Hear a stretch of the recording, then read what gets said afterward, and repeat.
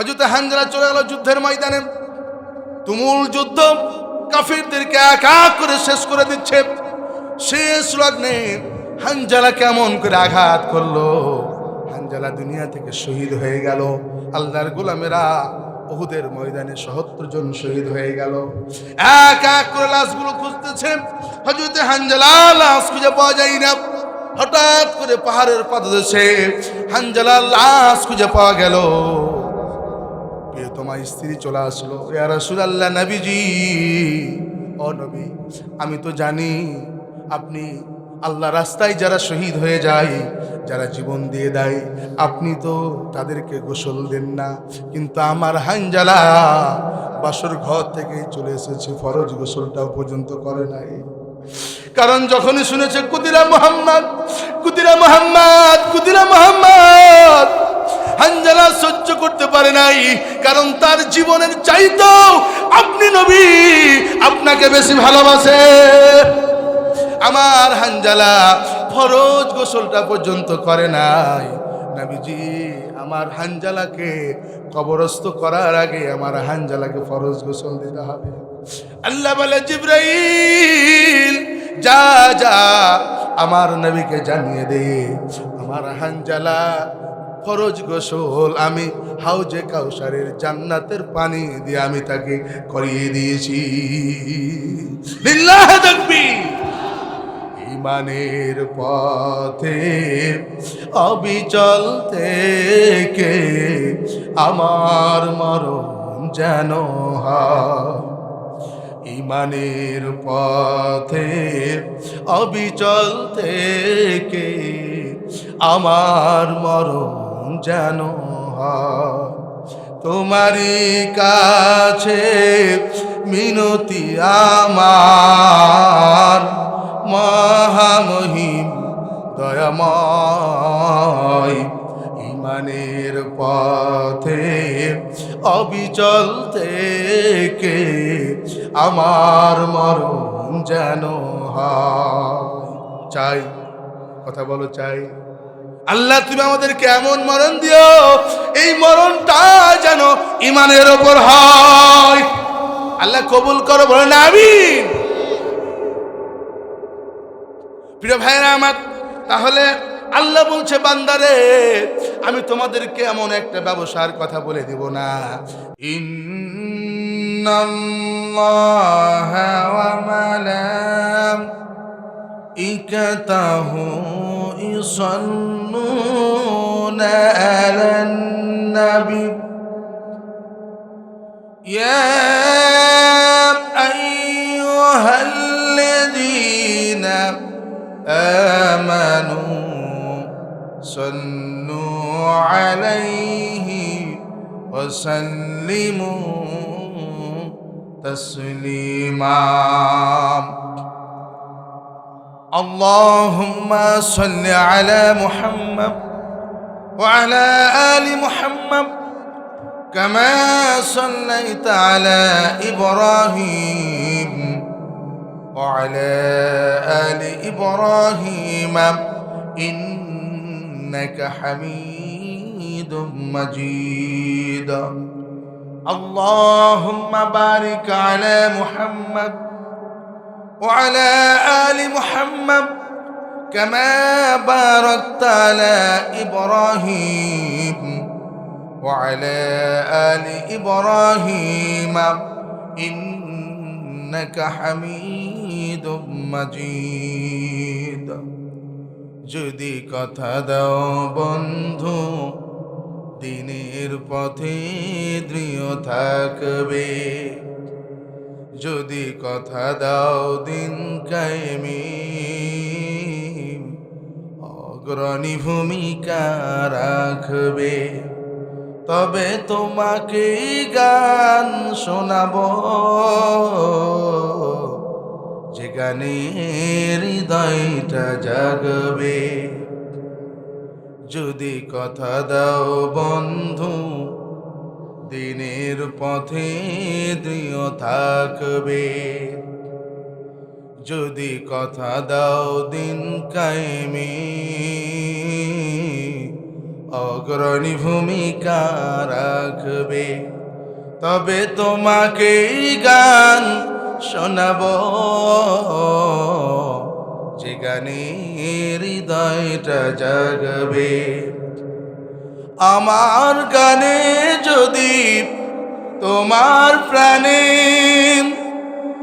ইমানে দীপ্তি ছড়ায়, আমার সুর যদি তোমার মনে জিহাদি প্রেরণা যোগায়, তাহলে আমার এই কণ্ঠ আন্দোলনের কাজে লাগবে। যদি কথা দাও বন্ধু, দিনের পথে দৃঢ় থাকবে। যদি কথা দাও দিন কায়েমে, অগ্রণী ভূমিকা রাখবে। তবে তোমাকেই গান শোনাবো, যে গানে হৃদয়টা জাগবে। লিল্লাহে তাকবীর, লিল্লাহে তাকবীর। আল কোরআনের আলো, আল হাদিসের আলো, কোরআন হাদিস যেখানে আমরা আছি সেখানে।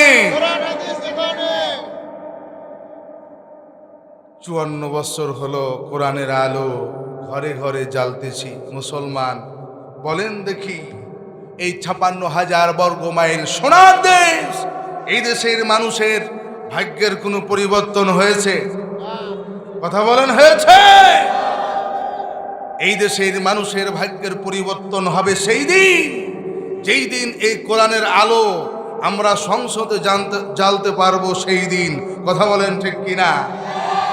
54 বছর কোরআনের আলো ঘরে জ্বেলেছি। মুসলমান, আগামীতে সময় আসতেছে, এই কোরআনের আলোকে সংসদে জ্বালতে হবে। কারা কারা রাজি আছি দুহাত তুলে দেখাই। লিল্লাহে তাকবীর, লিল্লাহে তাকবীর। আল্লাহ কবুল করুন, বলেন আমিন। আরে জোরে বলে আমিন। আজকের মাহফিলে যুবকরাই বেশি। কথা বলেন ঠিক কিনা? যুবকরাই বেশি। যুবকদেরকে আমি বলতে চাই, ও যুবকেরা, সোনামণিরা, আমরা সবাই 5 ওয়াক্ত সালাত আদায় করি তো? আমরা 5 ওয়াক্ত সালাত আদায় করি। 5 ওয়াক্ত সালাত আদায় না করলে এইরকম মাহফিল আমরা বছরের পর বছর মাহফিল আমরা শুনবো, এই মাহফিল আমার কোনো উপকারে আসবে? কথা বলেন, আসবে? ও শিবগঞ্জের যুবকেরা, সোনামণিরা, 5 ওয়াক্ত সালাত আমরা এই জন্য আদায় করব, কেননা সালাত আদায় করলে মুসলমান আল্লাহর সাথে কথা বলা যায়। কথা বলেন ঠিক কিনা? কার সাথে কথা বলা যায়? আবার বলেন, কার সাথে? বলেন, পৃথিবীর মানুষ এই কথা জানার পর যেই কাজ করলে আল্লাহর সাথে কথা বলা যায়, বলেন দেখি, এটা জানার পর আমরা কি সালাত ছেড়ে দেব নাকি? কথা বলেন, ছাড়ব? ও মুসলমান, আমরা যখন বলি আলহামদুলিল্লাহি রাব্বিল আলামিন, প্রশংসা করলাম কার? আরো জোরে বলি, কার? আমরা যখন আল্লাহর প্রশংসা করি, আল্লাহ তাআলা বলেন, হামিদানে আবদি, বান্দারে, গোলাম রে, তোমরা আমার প্রশংসা করেছো। লিল্লাহি তাকবীর। প্রশংসা করলে সালাতের মাধ্যমে উত্তর দেন কে? আরে জোরে বলি, কে? আমরা যখন বলি আর রহমানির রহিম, আল্লাহ তাআলা তখন উত্তর দেয়। আল্লাহ বলেন, আসনা আলা আবদি, আল্লাহ বলে, বান্দারে, তোমরা আমার বরত্ব প্রকাশ করেছো। আল্লাহু আকবার।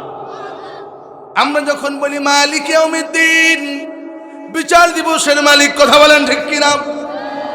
দুনিয়ার বিচারকেরা, ওই যে কালামানিক কিছুদিন আগে এই দেশের আল্লামা দিলওয়ার হোসেন সাঈদীকে 13 সালের 28শে ফেব্রুয়ারি ফাঁসির রায় দিয়েছিল। এরপরে আবার যাবজ্জীবন কারাদণ্ড দিয়েছিল। কথা বলেন ঠিক কিনা? ওই যে কালামানিক সেই গোলাম আজম থেকে শুরু করে আপনার অধ্যাপক গোলাম আজম থেকে শুরু করে মতিউর রহমান নিজামী থেকে শুরু করে প্রিয় ভাইয়েরা আমার মীর কাসেম আলী থেকে শুরু করে সাকা চৌধুরী পর্যন্ত ওই যে কালামানিক ফাঁসির কাস্টে ঝুলিয়েছে, বিচার করেছে। কথা বলেন ঠিক কিনা? ও শেখগঞ্জের মুসলমানেরা বলেন দেখি, ওই কালামানিকেরও একজন বিচারক আছে কিনা? বিচার দিনের মালিক আমার রব, আমার আল্লাহ হাসরের মাঠে বিচার করবেন। কথা বলেন ঠিক কিনা? হাসরের মাঠে তো দূরের কথা, ওই কালামানিকের বিচার আল্লাহ দুনিয়াতেই করেছে। কথা বলেন ঠিক কিনা? কালামানিক ওই আপনার কলার পাতার উপরে শুয়ে আছে, একদম বর্ডারের ধারে। কোস্টগার্ড ধরেছে। কালামানিক বলতেছে, ভাই অনেক কষ্ট করে এই পর্যন্ত এসেছি, 1 কোটি টাকা আছে, 1 কোটি টাকা তুমি নিয়ে নাও, আমাকে বর্ডারটা পার করে দাও, আরো টাকা দিব। বলেন কোস্টগার্ড কি ছেড়েছে? ধরে না? ধরলে রব। কথা বলো, ধরলে রব। কালামানিকের বিচার, কালামানিকের বিচি পর্যন্ত ছেড়েছে। কথা বলেন ঠিক কিনা? কথা কি বোঝা যায়? আমরা যখন বলি মালিক ইয়াউমিদ্দিন, আল্লাহ বলে মাজ্জাদানি আব্দি, ওরে আমার গোলাম, তোমরা আমার শ্রেষ্ঠত্ব বর্ণনা করেছো, লিল্লাহি তাকবীর। উত্তর দেন কে? আমাদের প্রতিটি কথার উত্তর দেন কে? আমরা যখন বলি ইয়্যাকা না'বুদু ওয়া ইয়্যাকা নাস্তাঈন, আল্লাহ তোমারই ইবাদত করি, কেবলমাত্র শুধুমাত্র তোমারই ইবাদত করি, আর তোমার কাছে সাহায্য চাই। কথা বলেন ঠিক কিনা? কার কাছে সাহায্য চাই? কথা বলেন কার কাছে? বদনামিয়ার কাছে? বাবার কাছে? কথা আমার কি কথা বুঝতে পারছেন? দুনিয়ার কোনো বাবার কাছে না, দুনিয়ার কোনো প্রধানমন্ত্রীর কাছে না, দুনিয়ার কোনো হাসিনা মন্ত্রীর কাছে না। হাসতে হাসতে ফাঁসির কাছে চলে যাব, কিন্তু একমাত্র আমার আল্লাহ ছাড়া দুনিয়ার কারো কাছে আমরা সাহায্য চাই না। কথা বলেন ঠিক কিনা? আমরা যখন এই কথা বলি, আল্লাহ তাআলা বলেন হাজা বাইনি ওয়া বাইনা আবদি লিল্লাহি তাকবীর। আল্লাহ বলে গোলাম, তোমরা আমার মাঝে আর আমি তোমাদের মাঝে। লিল্লাহি তাকবীর। ও যুবকেরা, সোনামণিরা, বলো তো আমরা সালাতে সূরাতুল ফাতিহায় যা বলি, ওই আমার আল্লাহ উত্তর দিয়ে দেয়। কথা বলো ঠিক কিনা? ওই আল্লাহ এখনো আছে না নাই? আরো জোরে বলে আছে না নাই? ওই আল্লাহ এখনো উত্তর দিবে কি দিবে না? 5 ওয়াক্ত সালাত আদায় করবো কারা? 2 হাত তুলে দেখাই তারা। লিল্লাহি তাকবীর, লিল্লাহি তাকবীর। আল্লাহ কবুল করুন, বলেন না আমিন। আজকে এই কোরআনের মাহফিল, কোরআনের মাদ্রাসা, এই কোরআনের দাওয়াত দেওয়ার জন্য আমাদের সবার প্রিয় শাইখ আল্লামা তারিক মনোয়ার সাহেব চলে এসেছেন। কথা বলেন ঠিক কিনা? এই কোরআনের দাওয়াত আমার নবী মুহাম্মদ রাসূলুল্লাহ সাল্লাল্লাহু আলাইহি সাল্লাম তিনিও দিয়েছেন। কথা বলেন ঠিক কিনা? আল্লাহ নবী কোরআনের দাওয়াত দিয়েছেন।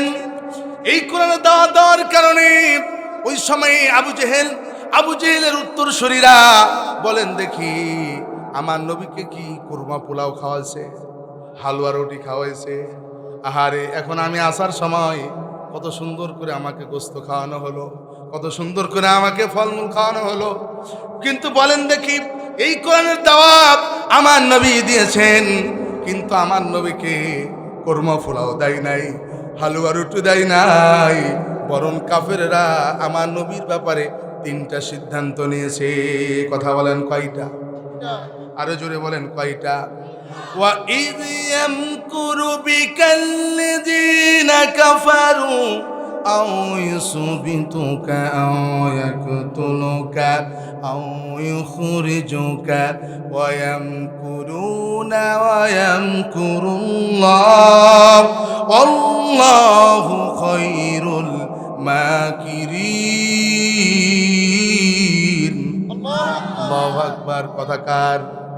আরো জোরে বলি কার? আল্লাহ বলছেন নবীজি কাফেরেরা আপনার ব্যাপারে সিদ্ধান্ত নিয়েছে তিনটা। এক নাম্বার সিদ্ধান্ত হলো আউবিসবিতুকা, ওরা আপনাকে গ্রেফতার করবে। কি করবে? আরো জোরে বলেন কি করবে? ওরা আপনাকে গ্রেফতার করবে।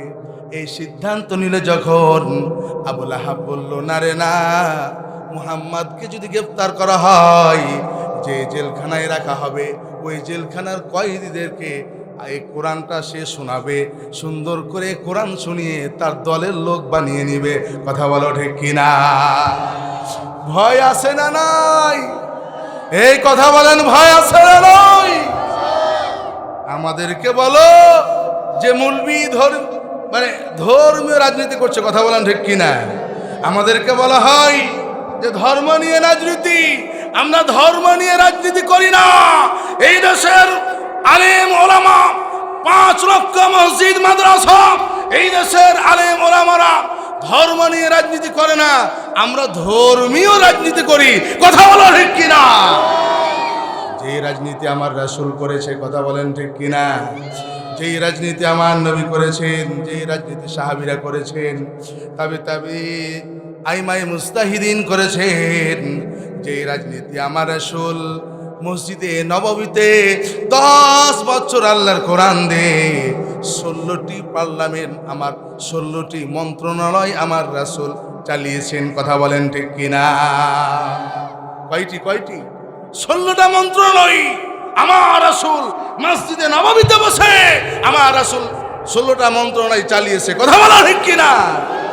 আর আমাদেরকে বলা হয় মৌলবি তুমি ধর্ম নিয়ে রাজনীতি করো। আমরা ধর্ম নিয়ে রাজনীতি করি না, আমরা ধর্মীয় রাজনীতি করি। কথা বলা ঠিক কিনা? যেই রাজনীতি আমার রাসূল করেছেন সেই রাজনীতি আমরা করি। আমরা কি রাজি আছি? কথা বলেন আছি কি নাই? প্রিয় ভাইয়েরা আমার, কিন্তু আমরা তো দেখি এই দেশের আলেম ওলামারা ধর্ম নিয়ে রাজনীতি করে না, বরঞ্চ তোমরাই ধর্ম নিয়ে রাজনীতি করো। কথা বলেন ঠিক কিনা? সারা বছর খবর নাই, ভোট যখনই চলে আসে মাথায় টুপি দেয়, মাথায় পট্টি লাগায়। কথা বলেন ঠিক কিনা? আসরের নামাজ 3 বার আদায় করে। কথা বলেন ঠিক কিনা? এই তো কয়েকদিন আগে দেখলাম ডিসি সাহেবের কাছ থেকে ফর্ম তুললো। ফর্ম তোলার পর এবার দুয়ার আয়োজন করলো। কিসের আয়োজন? এই কথা বলো, কিসের আয়োজন? দুয়ার আয়োজন করলো। ফর্ম তোলার পর ডিসি সাহেবের কাছ থেকে দুয়ার আয়োজন করে দিল। সবাই দোয়া করলো। বলেন দেখি, আবু জেহেলও দোয়া করেছিল। কথা বলেন ঠিক কিনা? আবু জেহেল দোয়া করেছিল বাইতুল্লাহর গিলাফ ধরে। কথা বলো ঠিক কিনা? আবু জেহেল দোয়া করেছিল বাইতুল্লাহর গিলাফ ধরে, বলেছিল রব মুহাম্মাদের বিপক্ষে যুদ্ধের জন্য যাচ্ছি, হকের পথে যে আছে তাকে বিজয় দিয়ে দিও। বলেন দেখি বিজয় দিয়েছেন কাকে? কথা বলেন কাকে? হকের পক্ষে ছিল মুহাম্মদ, হকের পক্ষে ছিল সাহাবীরা। তাই 313 জন সাহাবীকে বদরের মাঠে আল্লাহ বিজয় দিয়েছে। কথা বলো ঠিক কিনা? হ্যাঁ, আজও তোমরা যারা ধর্ম নিয়ে রাজনীতি করার চেষ্টা করো, নমিনেশন তোলার পর দুয়ার আয়োজন করো, মানুষদেরকে বুঝাও আমরা খুব ভালো মানুষ। কথা বলেন ঠিক কিনা? এই বাংলাদেশের মানুষ 18 কোটি মানুষ বুঝে গেছে এগুলো খাওয়ানো হতো 24 আগস্টের আগে। কথা বলো ঠিক কিনা? আর এলে চলে এইগুলা চলে না। কথা বলেন ঠিক কিনা? এই দেশের মানুষ বুঝে গেছে তোমরা বেটা মুনাফিক। এই মুনাফিকদের কাজ বাংলাদেশের মানুষ মেনে নেবে না। কথা বলো ঠিক কিনা? রাগ করছেন না তো? আল্লাহ পাক জানিয়ে দিলেন নবীজি প্রথম পদক্ষেপ হলো আপনাকে গ্রেফতার করবেন, কিন্তু বলল না মুহাম্মদকে গ্রেফতার করলে জেলখানার কয়েদিদেরকে কোরআন শুনিয়ে তার দলের লোক বানিয়ে দেবে, কাজ করা যাবে না। তাহলে কি করতে হবে? আও ইখরিজুকা, দেশ থেকে তাড়িয়ে দিতে হবে। আছে না নাই? কথা বলেন, আছে না নাই? আমরা কিছুদিন আগে দেখলাম মিজানুর রহমান আজহারিকে দেশ থেকে তাড়িয়ে দেওয়া হলো, 3.5 বছর দেশে আসতে পারে নাই। কথা বলেন ঠিক কিনা?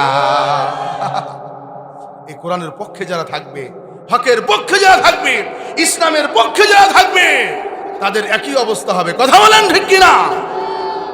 আবুল আহাব বলল না, মুহাম্মদকে যদি দেশ থেকে তাড়িয়ে দেওয়া হয়, যেই দেশে যাবে ওই দেশের মানুষকে কোরআন শুনিয়ে তার দলের লোক বানিয়ে নিয়ে মক্কা বিজয় করবে। কথা বলেন ঠিক কিনা? পেরেছিল? মক্কা বিজয় ঠেকাতে পেরেছিল? হ্যাঁ, 10 বছরের ব্যবধানে মক্কা বিজয় করেছিল মুহাম্মদ সাল্লাল্লাহু আলাইহি সাল্লাম। কথা বলেন ঠিক কিনা?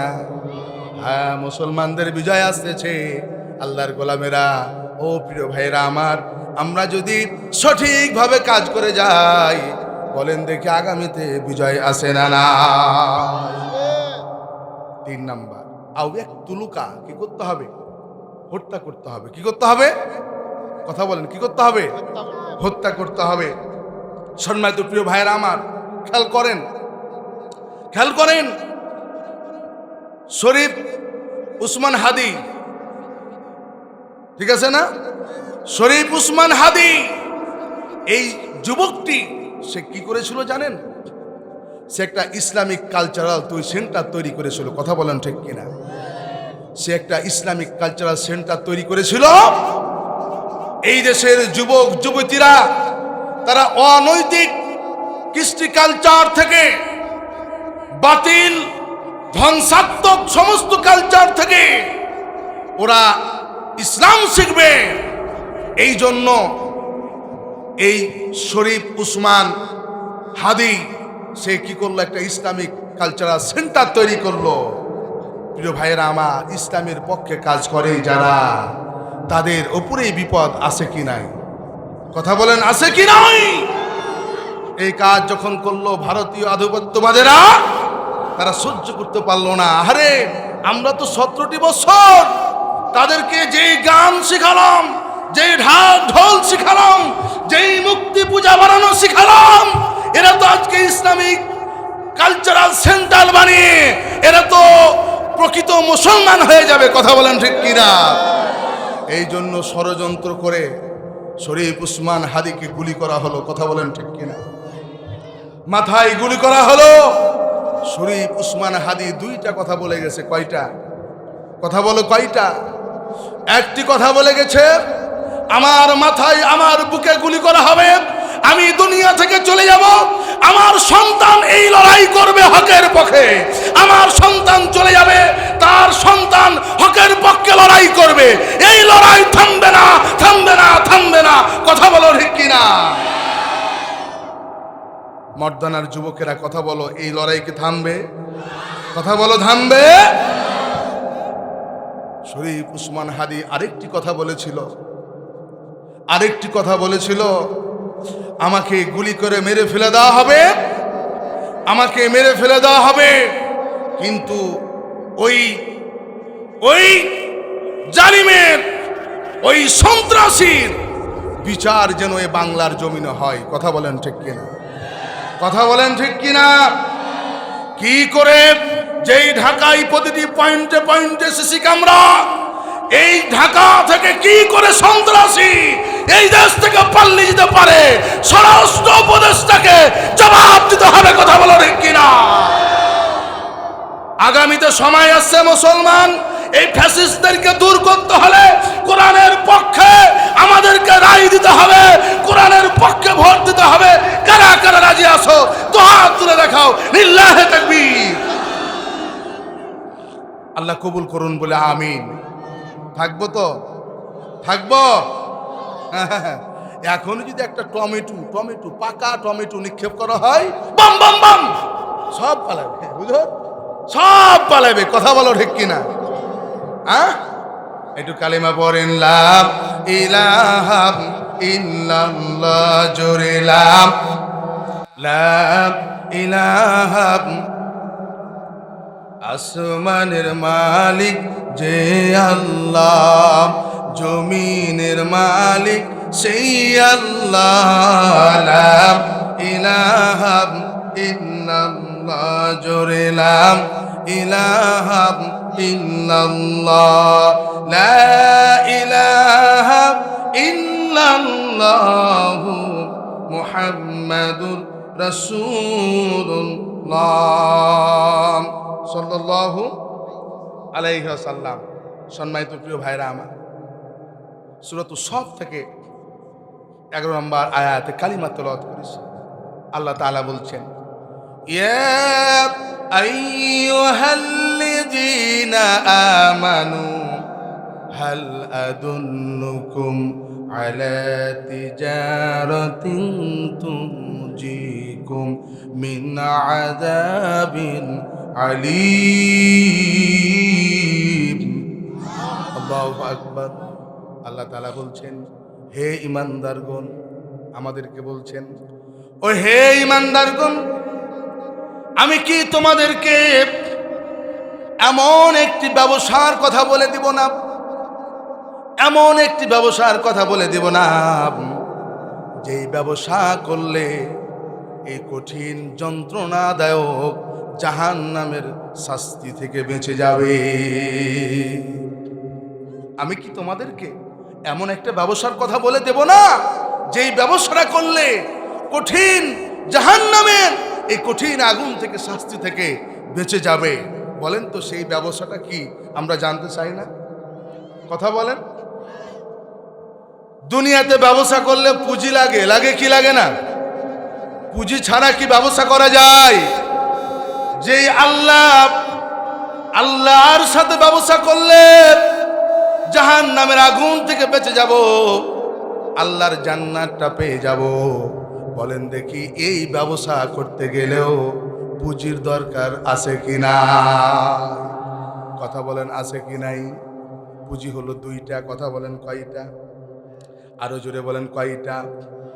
তুমিনুনা বিল্লাহি ওয়া রাসূলিহি ওয়া তুজাহিদুনা ফি সাবিলিল্লাহ বিআমওয়ালিকুম ওয়া আনফুসিকুম যালিকুম খায়রুল লাকুম ইন কুনতুম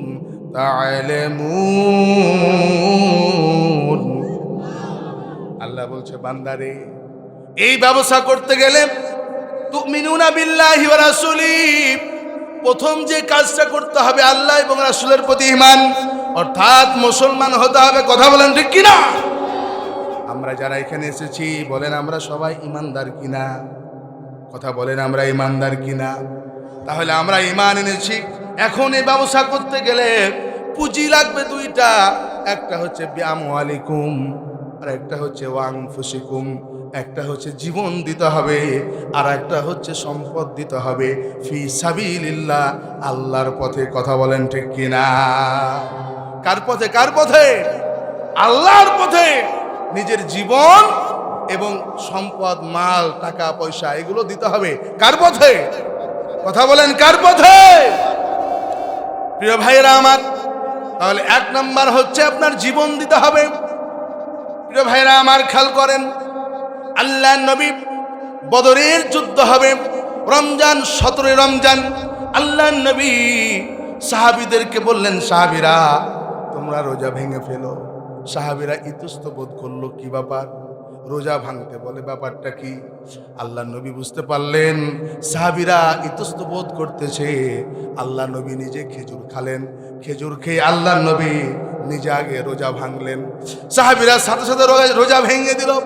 আল্লাহর গোলামেরা বদরের প্রান্তরে রাসূল এবং সাহাবীরা চলে গেল। মুহাজ্জিরদেরকে প্রস্তুত করছেন আল্লাহর নবী, বদরের যুদ্ধের জন্য রেডি করছেন। এমন সময় মুআজ এবং মাআজ, দুইজন ছোট্ট ছোট্ট বালক চলে গেল। ইয়া রাসূলুল্লাহ, নবীজি, জানতে পারলাম বদরের প্রান্তরে মুহাজ্জিরদেরকে আপনি প্রস্তুত করছেন, যুদ্ধের জন্য তাদেরকে রেডি করছেন। ইয়া রাসূলুল্লাহ, আমরা 2 ভাই মুআজ এবং মাজ, আমরা দুই ভাই, আমরাও তো বদরের প্রান্তরে যুদ্ধ করতে চাই। আমরা কাফেরদেরকে, কাফেরের গোষ্ঠীদেরকে আমরা খান খান করে দিতে চাই। আল্লাহ রাসূল বলল, মুআজ এবং মাজ, তোমরা তো দুইজনে ছোট্ট মানুষ, তোমরা দুইজনে ছোট্ট মানুষ। একজনের বয়স হলো 13, আর একজনের বয়স হলো 11। বলো কি করে তোমরা কি করে এই বড়দের সাথে তোমরা যুদ্ধ করবে? বড় ভাই বলল, ইয়া রাসূলুল্লাহ, আমি 13 বছর বয়স, আমার অনেক লম্বা চওড়া, আমার অনেক শক্তি আছে। নবীজি আপনি চিন্তা করবেন না, আমাকে আপনি অনুমতি দিয়ে দেন, আমি কাফেরদের গোষ্ঠীকে আমি একবারে শেষ করে দিব। ছোট ভাই বলতেছে, ইয়া রাসূলুল্লাহ, আমার বয়স 2 বছর কম হলে কি হবে? আমার বয়স 11 বছর হলে কি হবে? আমারও তো শক্তি কম নাই, আমারও রক্ত গরম আছে। নবীজি দিব। দুই ভাই যখন এই কথা বলে, আল্লাহ নবী চিন্তায় পড়ে গেলেন, কি করা যায়। এবার বড় ভাই বলতেছে, ইয়া রাসূলুল্লাহ, না হলে আমাকে অনুমতি দেন। ছোট ভাই বলছে, না, আমাকে অনুমতি দেওয়া লাগবে। আল্লাহ নবী বললেন, হ্যাঁ, তোমাদেরকে অনুমতি দিব, কিন্তু তোমরা দুই ভাইয়ে কুস্তি লাগবে, কুস্তিতে যে জিতে যাবে আমি তাকে অনুমতি দিব। দু ভাই সাথে সাথে রাজি হয়ে গেল। কাল বিলম্ব করলেন না, সাথে সাথে দুই ভাই কুস্তি লেগে গেল, লড়াই লেগে গেল।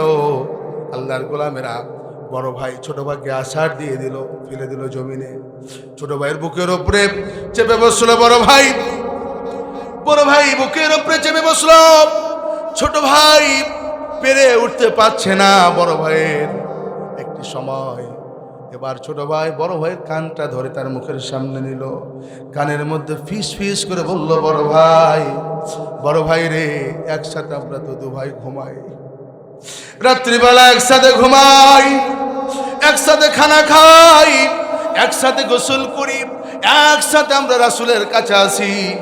ভাই তুমি অনুমতি পেয়ে যাবে, যুদ্ধের ময়দানে চলে যাবে, শহীদ হয়ে তুমি আল্লাহর জান্নাতে চলে যাবে। বড় ভাই, এটা কেমনে হয় রে ভাই, আমিও তো শহীদ হয়ে জান্নাতে যেতে চাই। ও বড় ভাই, তুমি একটু হালকা করো, তোমাকে আমি ফিরে দিই, তোমার বুকের উপরে আমি একটু উঠে যাই, তাহলে আল্লাহ নবী আমাকে অনুমতি দিয়ে দিবে। দুই ভাই একসাথে আমরা যুদ্ধ করে আমরা শহীদ হয়ে, আমরা তো শহীদ হতে চাই, শহীদ হয়ে আমরা জান্নাতে চলে যাব। প্রিয় ভাইরা আমার, এবার বড় ভাইকে ছোট ভাই ফেলে দিলেন। ছোট ভাই বড় ভাইয়ের বুকের উপরে উঠে গেল। প্রিয় ভাইরা আমার, দু ভাই কুস্তি করলো। আল্লাহ নবী বুঝে গেল এরা নাছোর বান্দা, দু ভাইয়ের কাউকে বাদ দেওয়া যাবে না, এদেরকে দুই ভাইকে অনুমতি দিয়ে দিল। লিল্লাহি তাকবীর। আছে সেই ঈমান আছে আমাদের? কথা বলো, আছে? আরো জোরে বলো, আছে সেই ঈমান? কথা বলো। সুন্নত নাই শুধু দাওয়াতের মেহমান, সুন্নত নয় শুধু খাওয়া শেষে মধুপান, আরো কিছু সুন্নাত আছে তুমি জানো কি, জানলেও জীবনে কখনো তা মানো কি। ঠিক কিনা? মানতে চাই আমরা? কথা বলো, মানতে চাই? আরো কিছু সুন্নাত আছে তুমি জানো কি, জানলেও জীবনে কখনো তা মানো কি।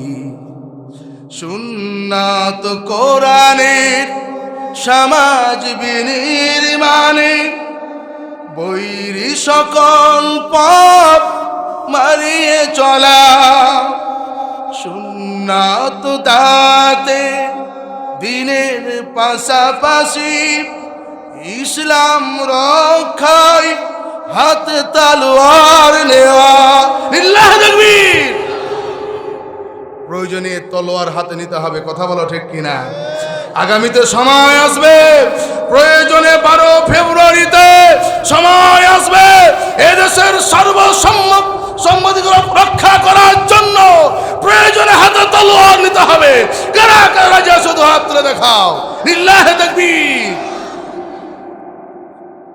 সুন্নত দাতে দিনের পাশাপাশি ইসলাম রক্ষায় হাতে তলোয়ার নেয়া। সুন্নাত শুধু নয় নমনীয় আলাপন, আর সুন্নাত হলো হুঙ্কার গর্জন।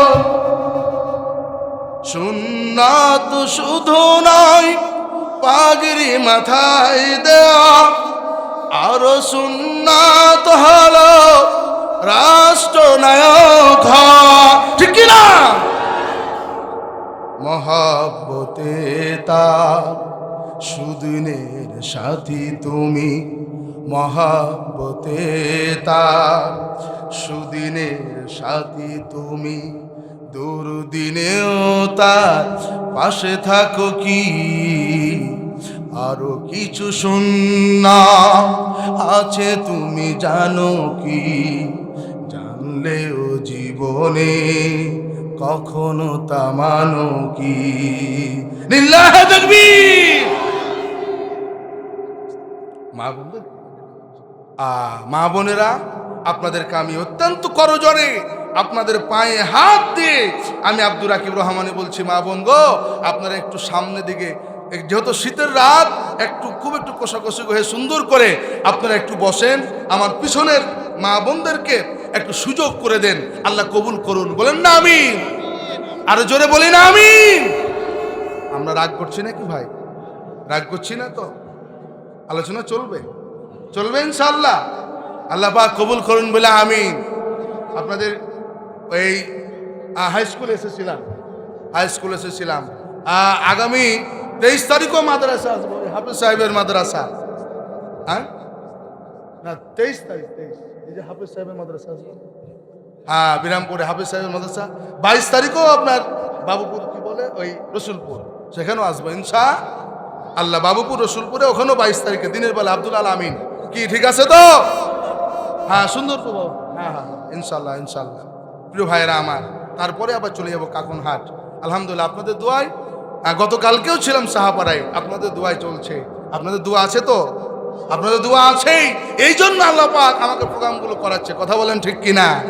না হলে তো কবেই গলা ফেটে ভেঙে যাওয়া, অবস্থা খারাপ হয়ে যেত।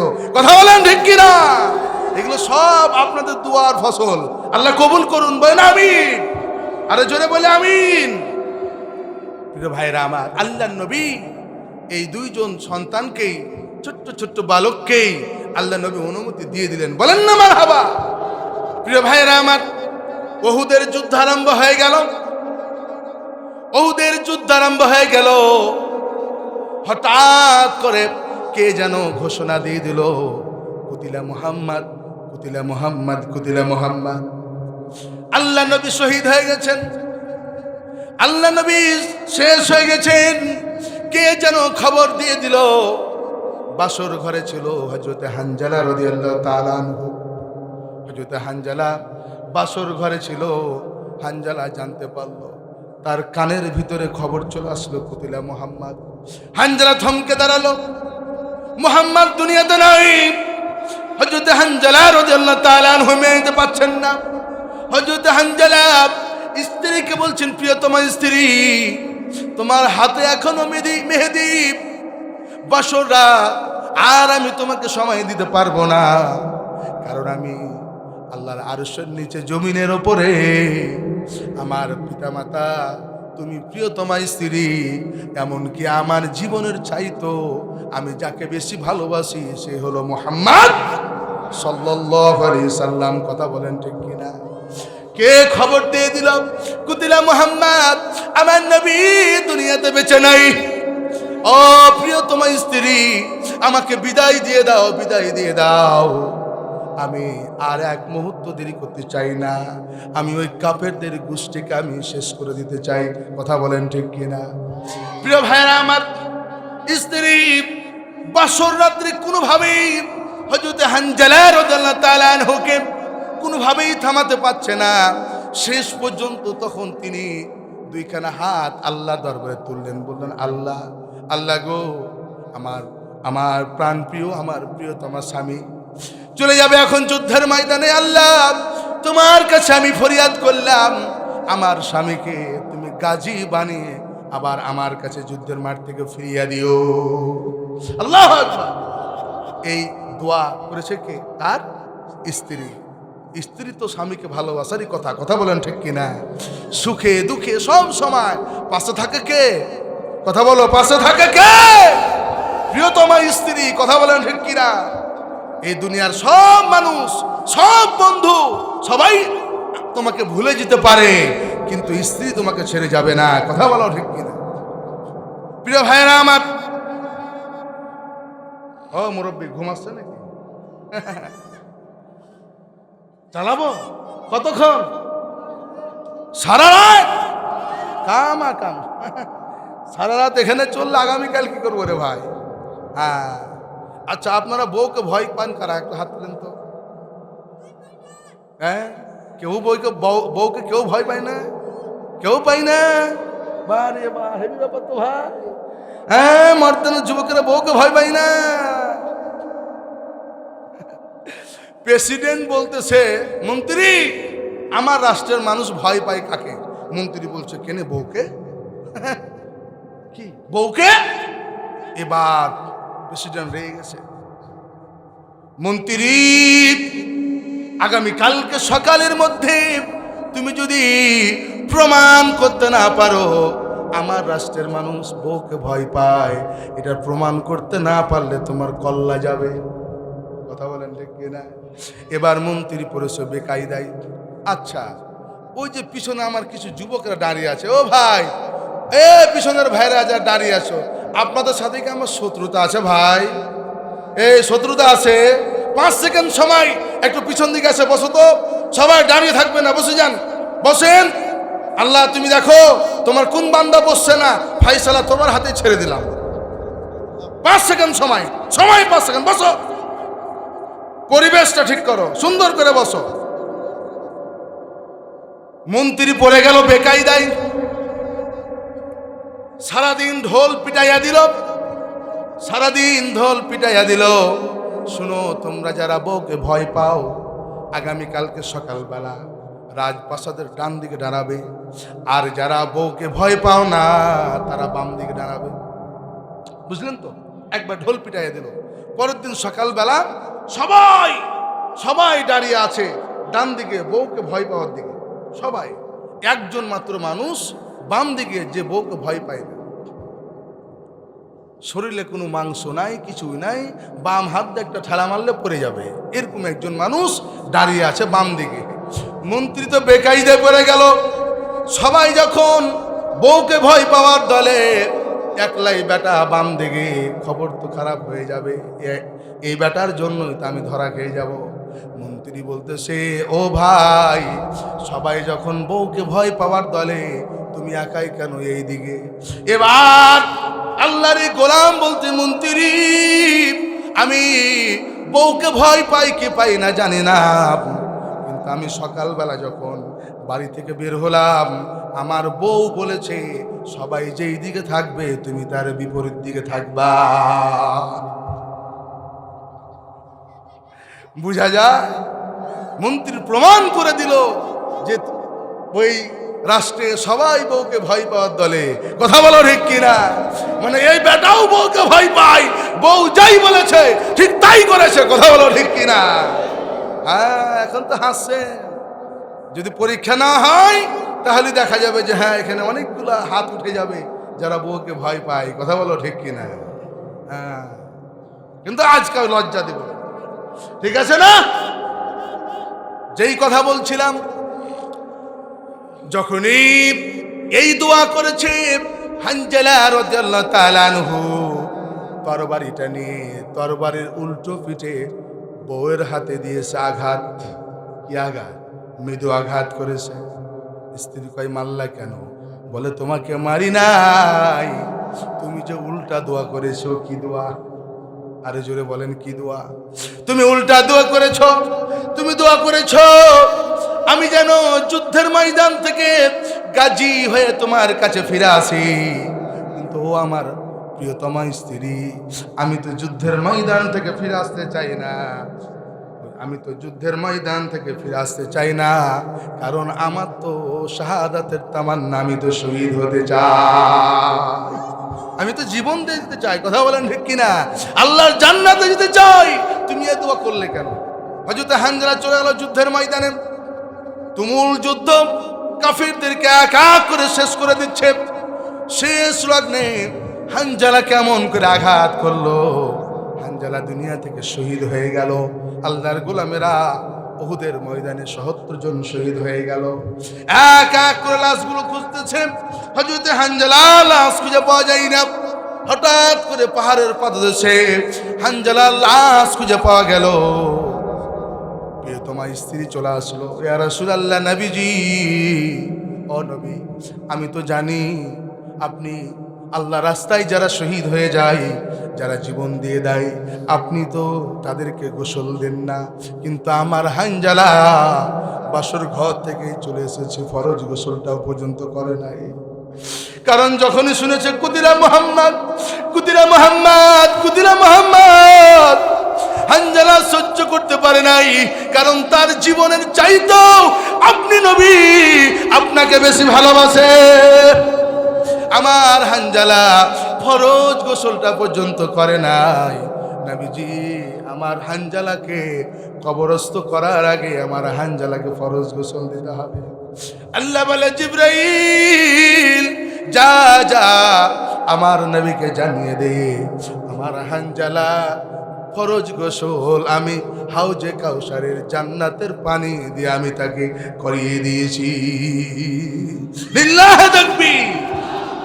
ইমানের পথে অবিচল থেকে আমার মরণ যেন হয়, ইমানের পথে অবিচল থেকে আমার মরণ যেন হয়।